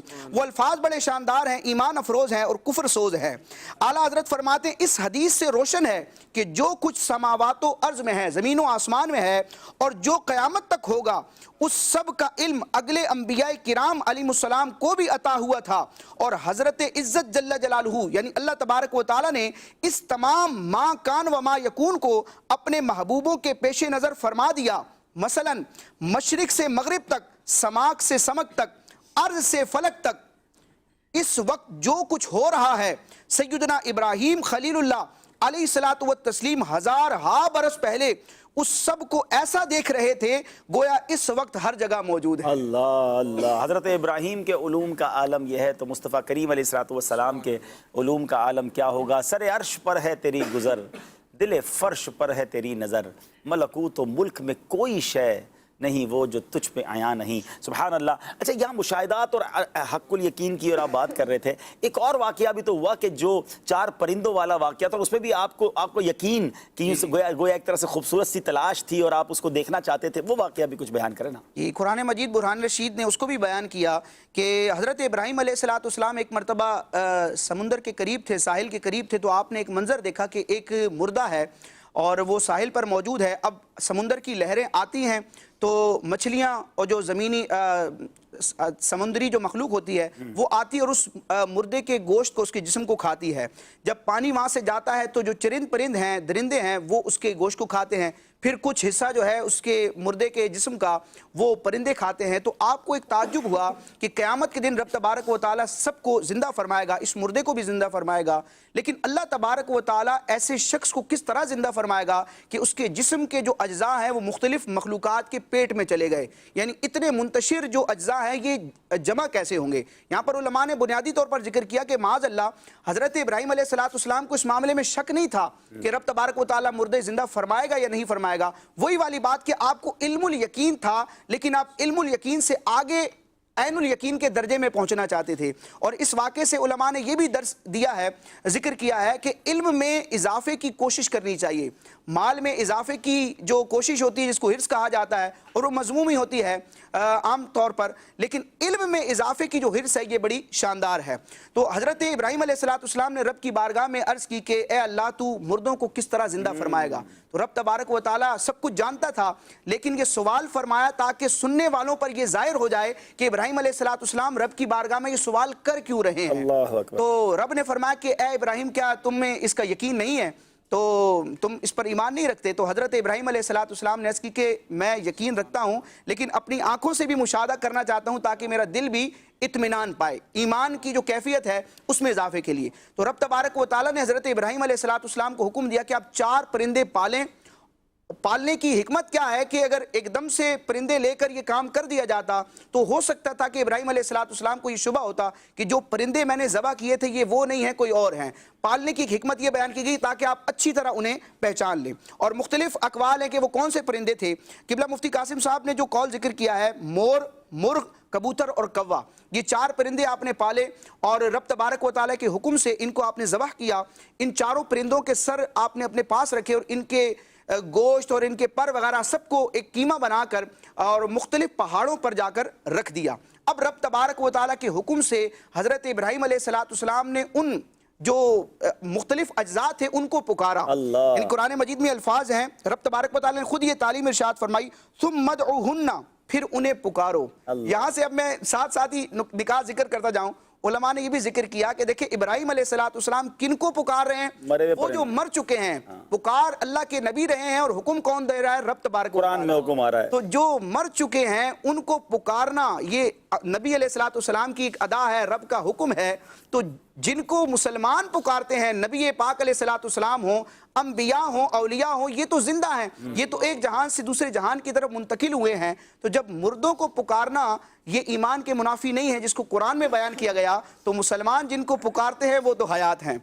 رب تبارک و تعالیٰ نے فرمایا کہ انہیں پکارو, یأتینک سعیا, وہ آپ کے پاس فوراً دوڑتے ہوئے آئیں گے. اب حضرت ابراہیم علیہ السلام نے جب یہ سارا معاملہ کیا اور رب کے حکم سے جب پرندوں کو پکارا تو رب تبارک و تعالیٰ کی قدرت کا منظر دنیا نے دیکھا کہ وہ منتشر اجزاء, گوشت ہوں, پر ہوں, ہڈیاں ہوں, وہ ہوا میں سب مجتمع ہوتے ہیں اور ہر پرندے کا گوشت کا حصہ دوسرے حصے کے ساتھ ملتا ہے, ہر پرندے کے پر کا ایک پر دوسرے پر سے ملتا ہے, ساری ہڈیاں ملتی ہیں, ہر پرندے کے خون کا ایک قطرہ دوسرے قطرے سے ملتا ہے. اور اس طرح 4 پرندے فضا میں نمودار ہوتے ہیں اور وہ آ کر اپنے سروں سے جا ملتے ہیں اور زندہ ہو کر سر حضرت ابراہیم کے پاس پڑے ہیں. یعنی یہ قدرت کا وہ نظارہ, اور یہ قرآن میں پورا ذکر موجود ہے, اور یہ سبحان اللہ, اللہ کی قدرت کا کیسا نظارہ ہے. اور واقعی میرا رب ہر چاہے پر قادر ہے, ان اللہ علی کل شیء قدیر. حضرت ابراہیم علیہ السلام کی زندگی کا جو ہے وہ ایک اور عظیم واقعہ, اور جس طرح میں نے گفتگو کے دوران کہا تھا کہ شاید کائنات کے وہ واقعات جس نے اس دنیا کو ایک الگ رنگ دے دیا, ان میں سے ایک واقعہ اور جیسے ابھی شروع میں مبلغ کہہ رہے تھے کہ بی بی سارہ نے کہا تھا بی بی ہاجرہ کو اور ان کے بیٹے کو کہیں چھوڑ آؤ. بیسیکلی تو یہ ایک طرح سے ہو جاتا ہے فیملی کے اندر, لیکن یہ کتنا ہے اللہ کی حکمت تھی کہ جب آپ بی بی ہاجرہ کو اور حضرت اسماعیل کو لے کر جاتے, چھوٹی سی عمر ہے, کچھ کھجوریں ہیں, کچھ اناج ہے, اور ایک بالکل لکو دک صحرا ہے, پہاڑی علاقہ ہے. جنہوں نے مکہ پاک دیکھا ہے وہ جانتے ہیں کہ ریگستان اور پہاڑ ہے, اور اس زمانے میں تو کعبے کی تعمیر بھی نہیں ہوئی تھی, اور آپ وہاں اپنے بچے کو جو ہے وہ چھوڑ کر جا رہے, اور آپ نے چھوڑا اور آپ چلے گئے. اب بی بی ہاجرہ جو ہے پیچھے سے پکارتی رہ گئی کہ مجھے ہمیں کس کے سہارے چھوڑ کر جا رہے ہیں. ایک بار, دو بار, اور جب تیسری بار ان کو جب کہا گیا کہ آپ بتائیں تو صحیح کہ کس کے حوالے ہمیں چھوڑ کے جا رہے ہیں, تو اب جب انہوں نے جب یہ کہا کہ اللہ کریم کیا جو حکم ہے اس پر چھوڑ کے جا رہا ہوں, تو پھر انہوں نے سر تسلیم خم کر لیا کہ اب ہمیں رب ضائع نہیں کرے گا, اور آپ اپنے بچے کو اور بی بی ہاجرہ کو وہاں چھوڑ کر آ جاتے ہیں. اور ناظرین ہمیشہ یاد رکھیں, میں اس بات کو ایک اور طریقے سے ایلوبریٹ کرتا ہوں کہ جہاں پانی ہوتا ہے نا وہاں حیات ہوتی ہے, جہاں پانی ہوتا ہے وہاں آبادی ہوتی ہے. مصر کا اگر نقشہ دیکھیں آپ, تو میں پچھلی بار جب ہم مصر گئے تھے تو ہم ایک بار میپ لے کر بیٹھے, تو دنیا کے شاید عجیب ترین نقشوں میں ہے کہ اس پورے مصر میں جو آبادی ہے نا, پورے مصر بہت بڑا ہے, ریگستان ہی ریگستان ہے, آبادی جو ہے وہ صرف دریائے نیل کے کنارے ہے, رائٹ اور لیفٹ آبادی ہے, باقی سب خالی ہے. تو وہ بات یاد آئی کہ جہاں پانی ہے وہیں انسان کی زندگی پانی کے ساتھ ہے نا. تو اب اللہ کریم نے مکے کو آباد کرنا تھا, تو پہلا جو یہ سمجھیے کہ انیشیٹو ہوا کہ حضرت اسماعیل علیہ السلام کو پیاس لگتی ہے اور آپ کے پیروں کی رگڑ سے جو ہے وہ زمزم کا کنواں نکلتا ہے. طویل واقعہ ناظرین, آپ نے سنا ہوگا کہ بی بی ہاجرہ کبھی ایک پہاڑ سے دوسرے پہاڑ کی طرف دوڑتی ہیں. اچھا, اس میں ایک اور خوبصورت بات جو پڑھنے کو اور سمجھنے کو ملی, کبھی کبھی سوال آتا تھا ذہن میں کہ یہ جو ایک صفا مروہ کے درمیان جو ایک گرین لائٹس ہیں جہاں پر ہم دوڑتے ہیں جا کر, میلین اخضرین جنہیں کہا جاتا ہے, وہ ایگزیکٹلی وہ جگہ ہے کہ بتایا جاتا ہے یہاں بی بی ہاجرہ دوڑی تھیں اور وہاں جا کے نارمل چلی تھی. تو یہ کیوں ہوا تھا؟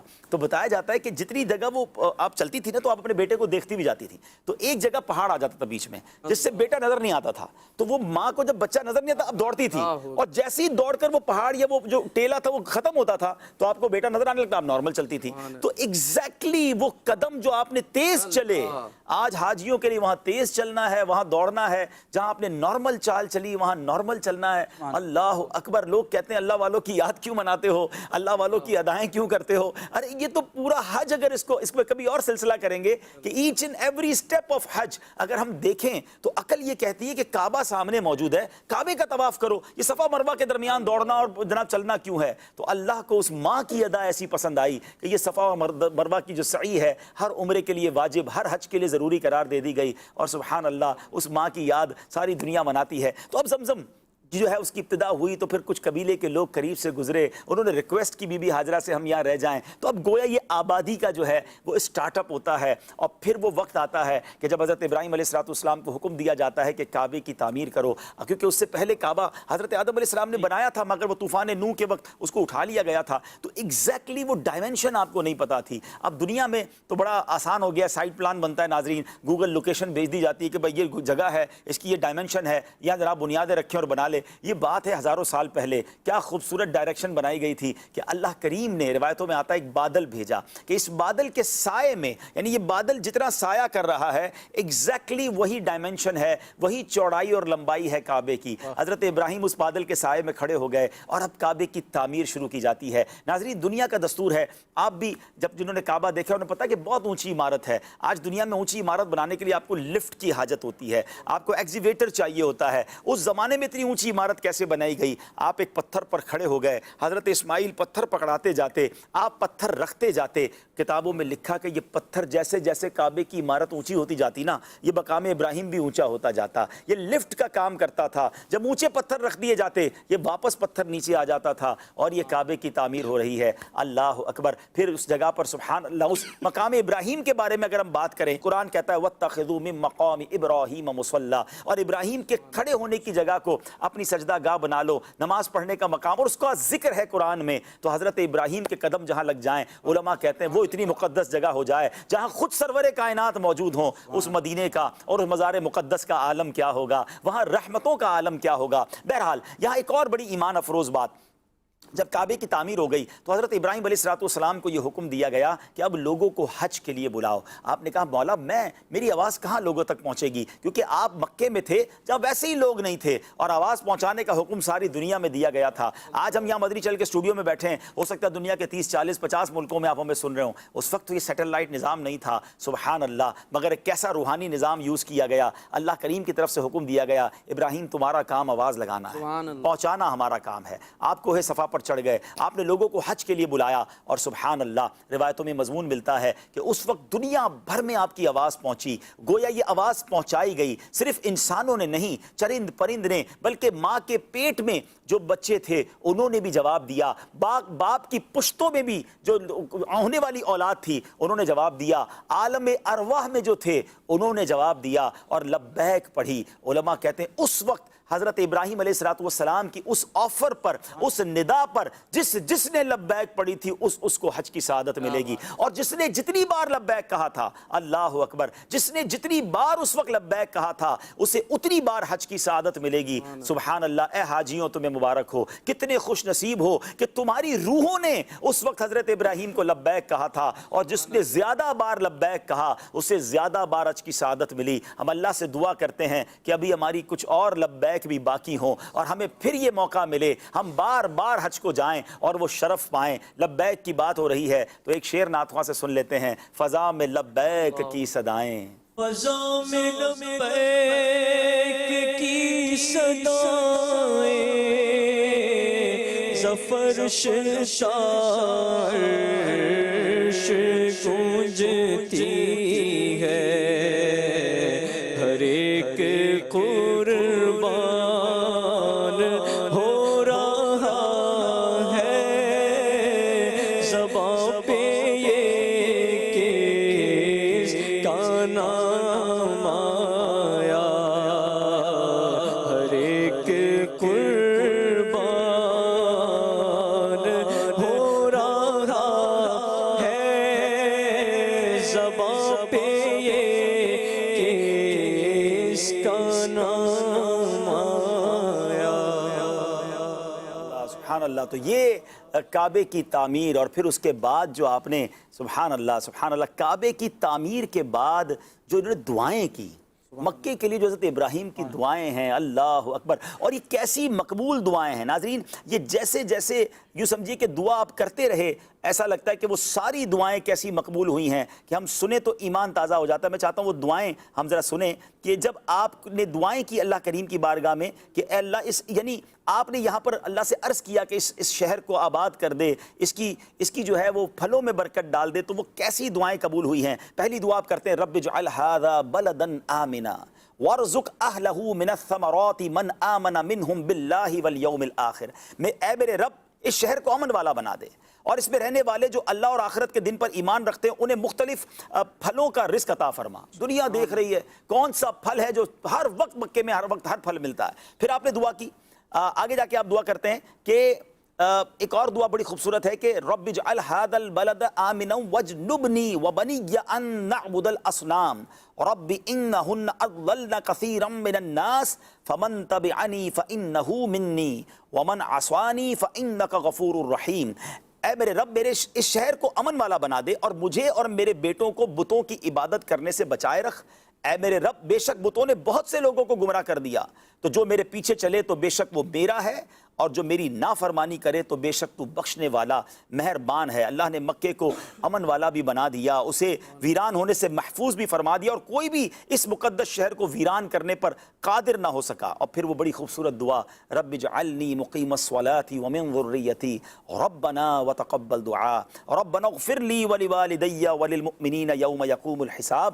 اے میرے رب مجھے اور کچھ میری اولاد کو نماز قائم کرنے والا رکھ. اے ہمارے رب اور میری دعا قبول فرما. اے میرے رب مجھے اور میرے ماں باپ کو اور سب مسلمانوں کو بخش دے جس دن حساب قائم ہوگا. سبحان اللہ. اب یہ وہ دعائیں ہیں جو آپ نے کعبے کی تعمیر کے بعد کی، اور سبحان اللہ مکہ کیسا آباد ہوا. اور پھر سبحان اللہ رسول پاک کی وہ دعا صلی اللہ تعالیٰ علیہ وسلم جس کا مضمون ہے کہ اللہ حضرت ابراہیم تیرے نبی ہیں، تیرے خلیل ہیں، میں بھی تیرا نبی ہوں، حبیب ہوں، اور اے اللہ انہوں نے مکے کے لیے دعا کی اور میں تجھ سے مدینے کے لیے دعا کرتا ہوں اور اس میں دگنی برکت کے لیے دعا کرتا ہوں. اللہ اکبر. مکے کو کو حضرت ابراہیم کی دعائیں ملیں، مدینے کو حضرت جناب رسول اللہ کی دعائیں ملیں، تو ہم کیوں ان شہروں سے پیار نہ کریں اور کیوں وہاں جانے کو نہ ترسیں؟ ہم اللہ سے پھر دعا کرتے ہیں کہ بانی کعبہ کا ذکر ہے، اے اللہ تیرے خلیل کا ذکر ہے، کعبے کی تعمیر کرنے والے کا ذکر ہے، حج کے لیے بلانے والے کا ذکر ہے، اپنے بچے کو قربان کر کے مینا کے میدان میں اس یاد کو قائم کرنے والے کا ذکر ہے، اس ماں کا ذکر ہے جو صفا مروہ کے درمیان دوڑی تھی، جن کی یاد میں میرے مولا، جن کی فیملی کی یاد میں یہ حج کے ارکان ہیں، تجھے انہی کا واسطہ ہمیں ان شہروں کی بار بار حاضری عطا فرما، مکہ مدینے کی زیارت نصیب فرما، اور اسی سال حج کرنے کی بھی سعادت ہمیں عطا فرما۔ سبحان اللہ۔ جناب میں کیونکہ وقت تھوڑا ہے ورنہ باتیں تو اتنی یاد آ رہی ہیں، میں چاہوں گا کہ وہ بھی واقعہ ڈسکس ہو جائے جو آپ کو ایک اور امتحان سے گزارا گیا کہ اب اتنی ارمانوں سے بیٹا ملا ہے اور اب اسے ذبح کرنے کا حکم دیا جائے۔ اللہ اکبر۔ جی، آزمائشوں کے حوالے سے بات ہوئی کہ حضرت ابراہیم علیہ السلام کی خصوصی شان کا اظہار ان آزمائشوں سے ہوتا ہے، اور ان آزمائشوں میں آپ کتنی خوبصورتی سے آپ کامیاب ہوئے، مطلب ہر چیز، اپنی جان آگ کے سپرد کر دی جائے وہ قبول، گھر بار ساری چیزیں چھوڑ کر ایسی جگہ پر لے جا کر بچوں کو اور بیوی کو چھوڑ دیا جائے جہاں کھانے کو پینے کو کچھ نہیں ہے، اس پر آپ قائم رہے، بیٹے کا حکم آ گیا کہ اس کو قربان کر دیں، اس پر قائم رہے۔ تو اس ساری آزمائشوں کے بعد آپ کو مقام دیا گیا کہ اب بعد میں آنے والے یا جو بھی ادیان دنیا میں آسمانی مذاہب جو کہلاتے ہیں، سب میں آپ کا ذکر خیر رکھ دیا گیا، یہ سب آپ کو ماننے کا دعویٰ رکھتے ہیں اور آپ کا ذکر خیر کیا جاتا ہے۔ حضرت ابراہیم علیہ السلام کا یہ مشہور زمانہ واقعہ ہے کہ جب حضرت اسماعیل علیہ السلام تقریباً 13 سال کی عمر ہو جاتی ہے، پھر ایک اور آزمائش آتی ہے، حکم دیا جاتا ہے خواب میں کہ آپ اپنے اس بیٹے کو ذبح کر دیں۔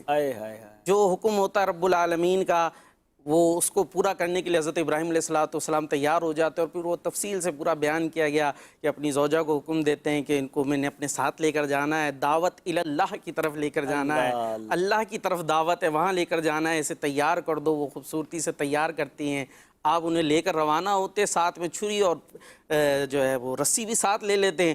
اب یہ قربان کرنے کے لیے جا رہے ہیں، جو رب کا حکم ہے اسے پورا کرنے کے لیے جا رہے ہیں۔ اب وہاں شیطان تو خاموش بیٹھنے والا نہیں ہے، وہ جب بھی، یہ یاد رکھیے کہ مدنی چینل کے ناظرین، ہم اللہ کے حکم پر عمل درآمد کرنے کے لیے بڑھیں گے، شیطان بیچ میں روڑے اٹکانے آئے گا۔ وہ اللہ کے نبی ہیں، وہ کرنے کے لیے جا رہے ہیں، شیطان وہاں بھی کام کرنے کے لیے آ رہا ہے، حالانکہ وہاں اسے کامیاب ہونا نہیں ہے، لیکن وہ اپنا کام کرنے کے لیے تیار بیٹھا ہے۔ اب آ کے وہ وسوسے ڈالنا شروع کرتا ہے۔ ماں، جو ماں کا تو ماں ہوتی ہے، اور ماں کا تو ہم واقعہ سن چکے، ان کو آ کے بولتا ہے کہ بھائی معلوم ہے کہاں لے کر جا رہے ہیں؟ کہاں لے کر جا رہے ہیں؟ کہا ان کو ذبح کرنے کے لیے لے جا رہے ہیں۔ کہ کوئی باپ بھی اپنے بیٹے کو ذبح کرتا ہے؟ تو وہ سمجھتے اللہ کا حکم ہے، بس وہی بات ہے۔ پہلے بھی یہی ہوا تھا، ابھی جو ذکر ہوا کہ چھوڑ کر جا رہے ہیں، کس کے بھروسے، کیوں چھوڑ کر جا رہے ہیں؟ اللہ کا حکم ہے۔ جب فرمایا اللہ کا حکم ہے، اب پھر اللہ ضائع نہیں کرے گا۔ ابھی بھی جب اس نے بھی کہا، شیطان نے، کہ ان کو لگتا ہے کہ اللہ کا حکم ہے، تو انہوں نے کہا بس پھر ٹھیک ہے، اگر اللہ کا حکم ہے تو میں بھی راضی ہوں۔ یہ بات، اب جس کی جان خود جانے والی ہے، بیٹا اس کے پاس پہنچ گیا اور جا کر کہتا ہے کہ معلوم ہے کہاں لے کر جا رہے ہیں؟ کہاں لے کر جا رہے ہیں؟ کہا تمہیں ذبح کریں گے۔ کہا باپ بیٹے کو ذبح کرتا ہے؟ کہا ان کو لگتا ہے اللہ کا حکم ہے، تو وہ بیٹا بھی کیسا بیٹا ہوگا؟ کہتے ہیں کہ اللہ کا حکم ہے تو میں بھی قربان ہوں۔ یعنی شیطان کا یہاں بھی منہ کالا ہو گیا، اب پھر بھی وہ بھی نہیں چھوڑنے کو تیار۔ یہاں بھی دیکھیے گا، بعض نیکی کی دعوت دینے چلتے تو دو چار کچھ کہہ دیں، بولتے ہیں نہیں اب بس بہت ہو گیا، بھائی لوگ سنتے نہیں ہیں۔ یہاں دیکھیے وہ شیطان اپنی شیطانیت سے پیچھے نہیں ہٹ رہا، وہ پھر حضرت ابراہیم علیہ السلام کے پاس آ جاتا ہے اور وہاں پر اپنی وہ باتیں کرنے کی کوشش کرتا ہے کہ یہ جو ہے نا آپ کو شیطان نے کہہ دیا ہوگا، خود ہی شیطان آ کر کہہ رہا ہے کہ آپ کو یہ شیطان نے کہہ دیا ہوگا، یہ اللہ کا حکم نہیں ہے۔ لیکن وہ جانتے تھے کہ اللہ پاک کا حکم ہے، تو آپ اس کو کنکریاں مارتے ہیں، اور پھر وہی سنت جاری ہے کہ جو آج بھی رمی جمرات کی جاتی ہے، اس کو 7 کنکریاں مارتے ہیں، تو پھر وہ شیطان وہاں سے چلا جاتا ہے۔ اس کے بعد آپ تیار ہو جاتے ہیں، بیٹے کو لٹا دیا جاتا ہے، پھر وہ پورا ذکر کرتے ہیں کہ آپ مجھے باندھ دیے گا رسی سے، چہرہ میرا نیچے کر دیے گا، کہ چہرہ دیکھیں گے تو ظاہر ہے والد ہیں، تو چہرہ نیچے کر دیے گا، اور پھر وہ چھری چلا دیتے ہیں۔ یعنی وہ کر دیتے ہیں جو حکم ہے رب کا، اور رب کو آزمائش مقصود تھی، یہ قربانی اور پھر جنتی مینڈا آ جاتا ہے۔ وہ تو کر چکے جو کرنی بشر کی ہے، جو ان کے ذمہ کام تھا انہوں نے کر دیا، تبھی تو حضرت اسماعیل ذبیح اللہ کہلائے۔ ناظرین یہ ایسا واقعہ ہے، اتنا رکت انگیز واقعہ ہے، حضرت اسماعیل کی جو کیفیت ہے، اور جس طرح اپنے والد کو کہہ رہے ہیں کہ والد صاحب آپ کیجئے جو رب کا حکم ہے اور میں تیار ہوں، سبحان اللہ۔ اور ناظرین یہاں ایک اور خوبصورت بات، پھر ہم اپنے پروگرام کو وائنڈ اپ کرتے ہیں، کہ ہم جو عید کے دنوں میں تکبیر پڑھتے ہیں اللہ اکبر لا الہ الا اللہ واللہ اکبر وللہ الحمد، کیا خوبصورت اس کے بارے میں روایت ملتی ہے کہ جب حضرت ابراہیم علیہ السلام جو تھے انہوں نے حضرت اسماعیل کو لٹا دیا ذبح کرنے کے لیے، تو اللہ کے حکم سے جبریل امین جنتی مینڈھا لے کر آئے، تو اونچی آواز میں انہوں نے فرمایا اللہ اکبر اللہ اکبر۔ اچھا حضرت اسماعیل تو لیٹے ہوئے تھے، حضرت ابراہیم نے جب اوپر دیکھا کہ جبریل امین آ رہے ہیں تو سمجھ گئے کہ آزمائش پوری ہو گئی ہے، تو انہوں نے فوراً کہا لا الہ الا اللہ واللہ اکبر، اور جیسے ہی حضرت اسماعیل نے دیکھا کہ مینڈھا آ گیا ہے اور گویا امتحان پورا ہو گیا ہے تو فوراً یہ الفاظ سن کے وہ کہتے ہیں اللہ اکبر وللہ الحمد۔ ذرا غور کریں یہ تسبیح کیسی ہے جس کے سٹارٹنگ ورڈ جبریل امین کے ہیں،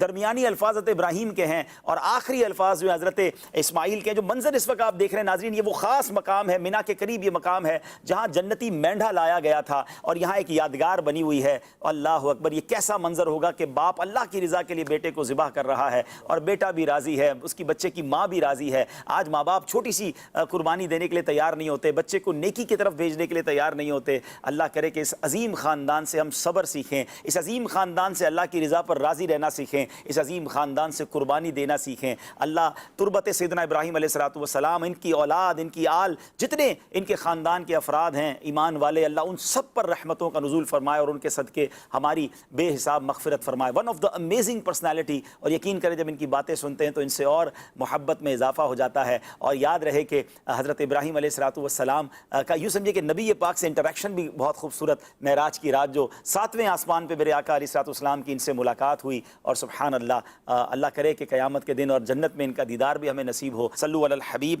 صلی اللہ تعالی علی محمد صلی اللہ علیہ وسلم۔ جس طرح آپ نے ذکر فرمایا کہ تعمیر کعبہ کے وقت اور اس تعمیر کی تکمیل کے بعد حضرت ابراہیم علیہ السلام اور ان کے شہزادے نے کچھ دعائیں کی، اور اس سے یہ پتہ چلتا ہے کہ جب کوئی نیک کام کیا جائے، عبادت کی جائے، رب کے حکم پر عمل کیا جائے تو پھر دعا کی جائے۔ جی، اور چونکہ خانہ کعبہ کو تعمیر کرنے کے بعد دعا تھی اور اس مقام پر تھی تو وہ قبولیت دعا کا ایک شاندار مقام ہے۔ اللہ تبارک و تعالی وہاں جا کر ہمیں دعائیں کرنے کی سعادت عطا فرمائے۔